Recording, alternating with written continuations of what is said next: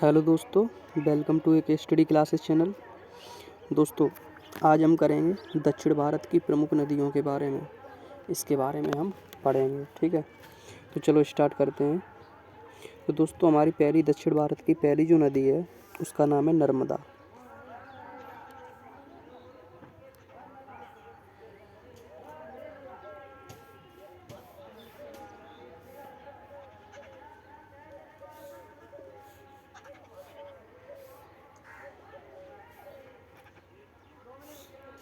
ठीक।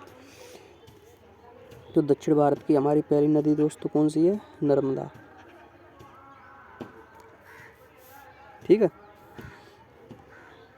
हमारी नदी हो जाएगी नर्मदा।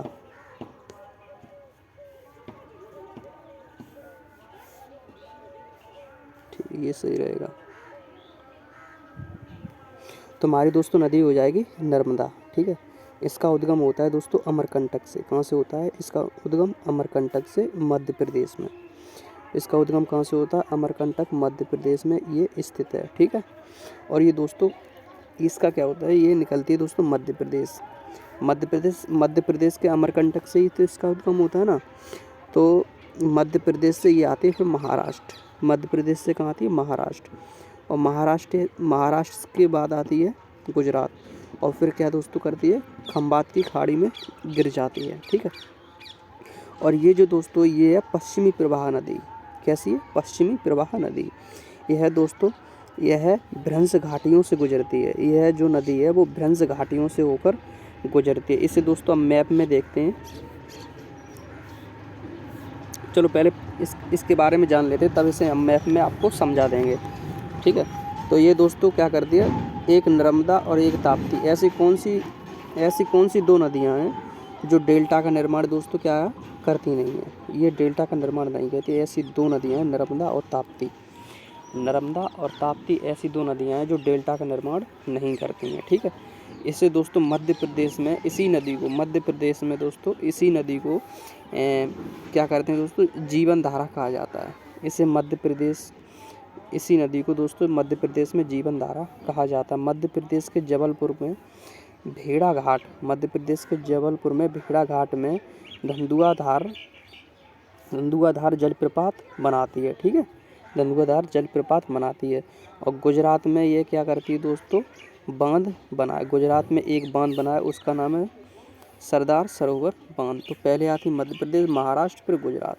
और गुजरात में वो बांध कौन सा है दोस्तों? सरदार सरोवर बांध। और दोस्तों इस नदी की जो लंबाई है वो है 1312 किलोमीटर। ठीक है, इस नदी की लंबाई है। ये है दोस्तों मैप, इसमें हम समझते हैं पहले। ठीक,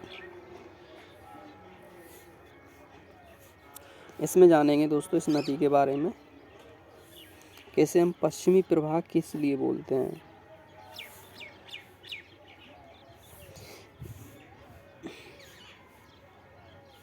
ये दोस्तों यहाँ से निकलती है नर्मदा।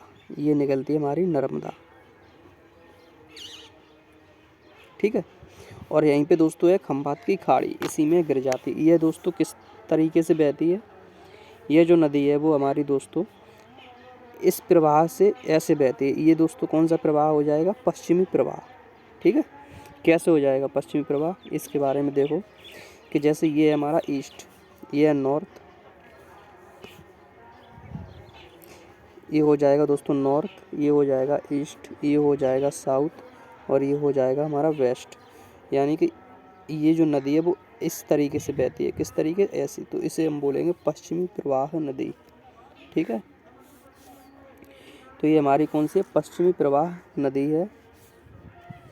और दोस्तों ये दोस्तों कहाँ से निकलती है दोस्तों? ये निकलती है मध्य प्रदेश के अमरकंटक से। कहाँ से? मध्य प्रदेश के अमरकंटक से निकलती है। ठीक है, अब देखेंगे दोस्तों अगली दोस्तों नदी है हमारी ताप्ती नदी। अगली कौन सी है? ताप्ती नदी। और इस नदी का जो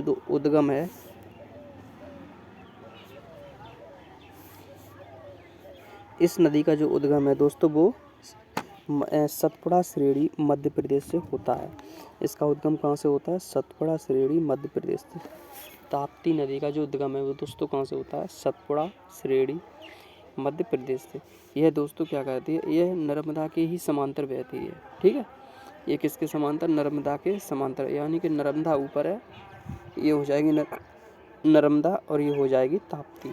ठीक है, और दोस्तों ये खंबात की खाड़ी में इसी के समांतर ये बहती है ये नदी। ठीक है, ये दोस्तों डेल्टा का निर्माण नहीं करती है, ये हम बता चुके हैं आपको। नर्मदा और ताप्ती दो नदी ऐसी हैं जो डेल्टा का निर्माण नहीं करती हैं। इसकी जो लंबाई है वो है 724 किलोमीटर और उसकी कितनी थी, 1312 किलोमीटर। ठीक है, और यह है दोस्तों इसकी सहायक नदी है पूर्णा, जो अनेर और पंजारा नदी। ठीक है, कौन कौन सी हो जाएगी, पूर्णा नदी और अनेर और पंजारा नदी। पूर्णा, अनेर और पंजारा नदी इसकी सहायक नदियाँ हैं। ठीक, अब चलते हैं नेक्स्ट दोस्तों हमारी नदी आ जाती है माही नदी। नेक्स्ट कौन सी है, माही नदी। ये दोस्तों ये निकलती है विंध्याचल से। कहाँ से निकलती है, यह विंध्याचल से निकलती है। फिर मध्य प्रदेश, ये विंध्याचल जो है वो दोस्तों मध्य प्रदेश में ही स्थित है। मध्य प्रदेश से आती है राजस्थान में, राजस्थान से आती है गुजरात में, और गुजरात से खंबात की खाड़ी में ये माही जो नदी है वो गिर जाती है। ठीक है, और दोस्तों ये जो है जो, और जब ये नदी राजस्थान में आती है, कहाँ, राजस्थान में। ठीक, जब ये नदी राजस्थान में आती है तो राजस्थान में दोस्तों गुजरती है कर्क रेखा, जो दो बराबर भागों में क्या करती है, काटती है। कर्क रेखा को दो बराबर भागों में काट देती है, और ये दोस्तों दक्षिण राजस्थान में इसे गंगा कहा जाता है। दक्षिण राजस्थान में जो माही नदी है इसे हम क्या कहते हैं, गंगा कहते हैं। ठीक है, अब आते हैं नेक्स्ट है दोस्तों वेडेश्वर जगह। इसी में दोस्तों जो माही नदी है और राजस्थान में एक वेडेश्वर जगह पड़ती है, जिसमें दोस्तों माही, सोम और जाखम, माही, सोम और जाखम। ठीक है, यहाँ पे दोस्तों क्या होता है, इसके जो संगम है, इसका जो संगम है माही, सोम और जाखम, इसका जो संगम है दोस्तों, इस संगम को त्रिवेणी कहा जाता है। क्या कहते हैं दोस्तों, त्रिवेणी संगम कहते हैं। यहाँ दोस्तों एक मेला लगता है, वो मेला कौन सा है, आदिवासियों का कुंभ। ये है दोस्तों आदिवासियों का कुंभ, ये क्या है, वेडेश्वर जगह पर। ठीक है, यहाँ आदिवासी कुंभ जहाँ पे ये संगम है वहीं पे ये मेला लगता है। ठीक, अब चलते हैं नेक्स्ट दोस्तों लूड़ी नदी। ठीक, इसको दोस्तों हम मैप में आपको पहले इसको हम पढ़ा दें, फिर आपको मैप में समझा देंगे। तो दोस्तों इसका जो उद्गम है वो अजमेर की नांग पहाड़ी से होता है। लूड़ी नदी का उद्गम जो है कहाँ से होता है, अजमेर की नांग पहाड़ी से होता है। इसे दोस्तों यहाँ सागरमती कहा जाता है। इसे दोस्तों क्या कहते हैं, अजमेर में इसे सागरमती कहते हैं। ये दोस्तों क्या होती है, ये गोविंदगढ़ में दोस्तों सागरमती और सरस्वती दोनों मिल जाती हैं। दोनों क्या मिल जाती हैं दोस्तों, ऐसे होता है इसमें, देखो इधर मिल जाती है आपकी सागरमती और इधर मिल जाती है आपकी सरस्वती। ठीक है, इन दोनों नदियों का दोस्तों जब ये दोनों नदी मिल जाती हैं, दोनों नदी जब ये मिलती हैं दोनों नदी दोस्तों, तो आगे क्या होता है दोस्तों, आगे इस नदी का दोस्तों क्या होता है, आगे जब ये नदी मिलती है, जब ये दोनों नदी मिल जाती हैं तो इस नदी का जो संगम होता है, यहाँ पे दोस्तों इसका संगम है, दोनों नदी मिलती हैं तो इसका संगम होता है, और यही नदी दोस्तों क्या करती है, फिर आगे बढ़ती है। ये नदी क्या करती है दोस्तों, आगे बढ़ती है। ठीक है, जब ये नदी दोस्तों आगे बढ़ती है तो इस नदी का जो नाम होता है, जब ये नदी हमारी आगे बढ़ती है दोस्तों तो इस नदी का नाम हो जाता है दोस्तों क्या, लूणी नदी। क्या हो जाता है दोस्तों, लूणी नदी। ठीक, इस नदी का जो दोस्तों नाम हो जाता है वो हो जाता है लूणी नदी। आई होप आपको समझ आ गया होगा। ठीक है, अब दोस्तों हम देखते हैं पीछे। तो दोस्तों क्या होता है कि जो लूनी नदी है दोस्तों, ये मरुस्थली क्षेत्र से गुजरती है। किससे गुजरती है, मरुस्थली क्षेत्र से। तो लूनी नदी किससे गुजरती है दोस्तों, मरुस्थली क्षेत्र से गुजरती है। और दोस्तों ये कच्छ का रण में क्या हो जाती है, गायब हो जाती है। कच्छ का रण में दोस्तों क्या हो जाती है, गायब हो जाती है। ठीक है, लूनी नदी जो है वो कच्छ का रण में गायब हो जाती है। और दोस्तों इसकी जो लंबाई है, इसकी लंबाई है वो कितनी है, 494 किलोमीटर। इसकी जो सहायक नदी है वो है गुहिया जोजारी, जवाही और सुकड़ी। इसकी जो सहायक नदी है वो गोहिया, जोजारी और जवाही और सुकड़ी इसकी सहायक नदियाँ हैं। और दोस्तों अब चलते आगे।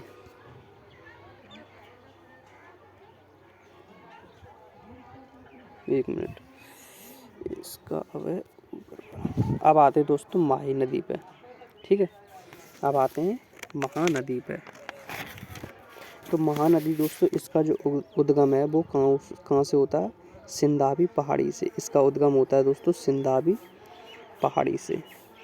ठीक है, इसका उद्गम होता है सिंदाबी पहाड़ी से। और दोस्तों जो सिंदाबी पहाड़ी है वो कहाँ पे स्थित है? छत्तीसगढ़ में। तो दोस्तों जितना भी पढ़ लिया है उसे हम मैप में देख लेते हैं एक बार। ठीक है, चलो अब देखते हैं दोस्तों माही। पहले देखते हैं माही नदी। ठीक, ये है दोस्तों हमारी माही नदी। ठीक है, ये माही नदी है हमारी। ये कहाँ से निकलती है? विंध्याचल से। ठीक, और ये वहाँ से हमारी आती है सतपुड़ा से ताप्ती नदी। ये दोस्तों इसी के समांतर बहती है। इधर है ताप्ती, ये क्या है? नर्मदा। और ऊपर कौन सी? माही। ठीक है, और ये आ जाती है आपकी कर्क रेखा राजस्थान में। ठीक है, जो माही नदी क्या है दोस्तों दो भाग में काट देती है ना, यहाँ पे बताया था मैंने, एक ये और एक ये। कर्क रेखा के दो बार काटती है कर्क रेखा को। ठीक है, फिर आते हैं महानदी। ये है दोस्तों महानदी, ये है आपकी महानदी। ठीक है, महानदी इसके बारे में पढ़ रहे हैं अब। तो महानदी जो दोस्तों है वो निकलती है कहाँ से? विंध्याचल से। कहाँ से निकलती है? विंध्याचल से। ठीक, और ये छत्तीसगढ़ में स्थित है।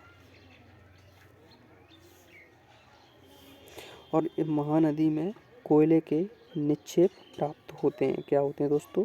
महानदी में कोयले के निक्षेप प्राप्त होते हैं। और दोस्तों अब चलते हैं आगे।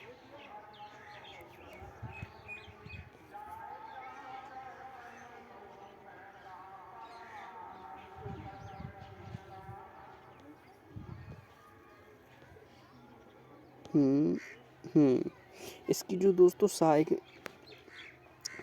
एक मिनट, हाँ, इसकी जो दोस्तों महानदी की जो सहायक नदियाँ है, महानदी की दोस्तों सहायक नदी है वो कौन कौन सी है? वो है शिवनाथ, मांड और शिवनाथ, मांड और इब और तेल। ये इसकी सहायक नदी। ये दक्षिण भारत में सबसे बड़ा बेसिन बनाती हैं। ठीक है, ये दोस्तों क्या करती हैं? दक्षिण भारत में सबसे बड़ा बेसिन बनाती हैं। और दोस्तों एक चीज़ और लिख लेनी है, ये किस किस राज्य से होकर गुजरती है? ये दोस्तों गुजरती है छत्तीसगढ़, छत्तीसगढ़ से आती है उड़ीसा में, और दोस्तों बंगाल की खाड़ी में क्या करती है दोस्तों? ये गिर जाती है जाके। ठीक है, और इस नदी की जो लंबाई है दोस्तों वो कितनी है? 900 किलोमीटर। इस नदी की कितनी लंबाई है?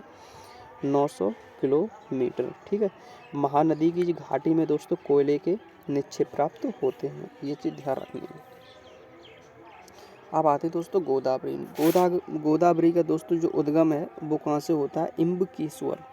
इम्बकेश्वर जो दोस्तों वो कहाँ है? नासिक में। इम्बकेश्वर कहाँ है? नासिक में। इम्बकेश्वर दोस्तों महाराष्ट्र में स्थित है। इम्बकेश्वर कहाँ है? महाराष्ट्र में। और ये दोस्तों क्या करती है कि पहले आती है महाराष्ट्र से, बनती है इम्बकेश्वर से, और फिर आती है तेलंगाना में, तेलंगाना के बाद आती है छत्तीसगढ़ में, छत्तीसगढ़ के बाद आंध्र प्रदेश, फिर आती है बे ऑफ बंगाल में, ये गिर जाती है जाके। ठीक है, गोदावरी नदी दोस्तों इम्बकेश्वर से इसका उद्गम होता है।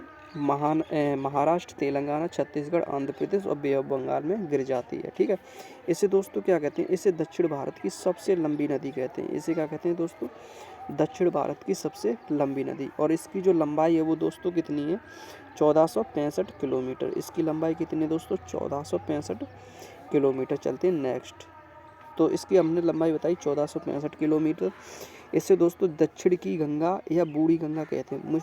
ये दोस्तों इंपॉर्टेंट है, इसे ध्यान रखना है। ठीक है, इसे दोस्तों दक्षिण की गंगा या बूढ़ी गंगा किसे कहते हैं? गोदावरी, गोदावरी नदी को। ठीक है, गोदावरी, गोदावरी को दक्षिण की गंगा या बूढ़ी नदी कहते हैं। अंत में दो धाराओं के रूप में इसका अंत होता है। मतलब कैसे होता है इसे हम मैप में एक बार देख लेते हैं।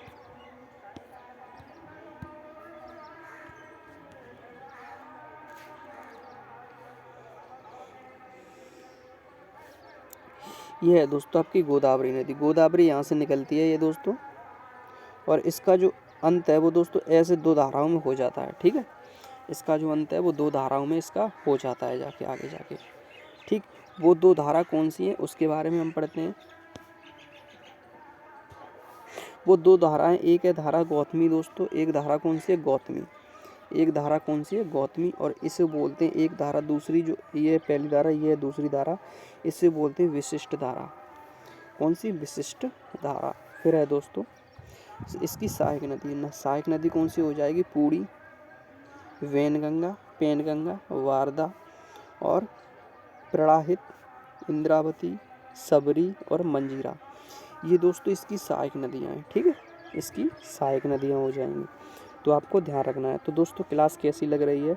हम दोस्तों अगले जो पार्ट है इसका, अगला एक बार पार्ट एक और दे देंगे हम आपको, उसमें दोस्तों हम बताएंगे कृष्णा नदी के बारे में।